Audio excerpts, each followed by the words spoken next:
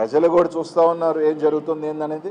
తప్పకుండా బుద్ధి చెప్పే రోజు దగ్గరలోనే ఉంది. మహా అంటే ఇంకా 3 సంవత్సరాలు, రైట్.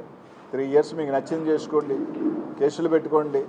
ప్రతి ఒక్కరికి కూడా ఒక ఎక్స్పైరీ డేట్ ఉంటుంది. ప్రతి ఒక్కరికి కూడా ఒక ఎక్స్పైరీ డేట్ ఉంటుంది. మీ ఎక్స్పైరీ డేట్ 2029. కాబట్టి అంత లోపల నచ్చింది చేసుకోండి, పెట్టుకోండి. అందరి మీద కేసులు, జైళ్ళు ఏం చేసుకోవాలి. కానీ ఇళ్ళ మీదకి వచ్చే సంస్కృతి మాత్రం ఖచ్చితంగా ఇది మంచి పద్ధతి కాదు. ఇళ్లలో ఆడవాళ్ళు ఉంటారు, మహిళలు ఉంటారు, వాళ్ళకి రాజకీయాలు అంటే సంబంధం లేని వ్యక్తులు, పసిబిడ్డలు ఉంటారు. జరగరాంది జరిగితే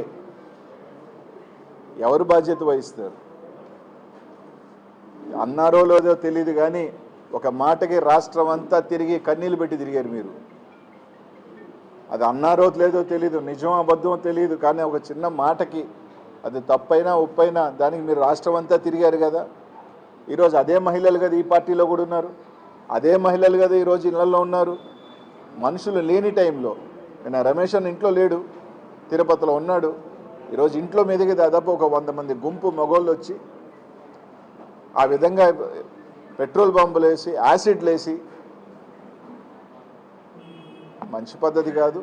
తప్పకుండా అందరూ మూల్యం చెల్లించుకుంటారు. ఎవ్వరూ ఏమీ అతీతులేం కాదు. ప్రతి ఒక్కరూ తప్పకుండా మూల్యం చెల్లించుకోవాల్సిన రోజు దగ్గరలోనే ఉంది.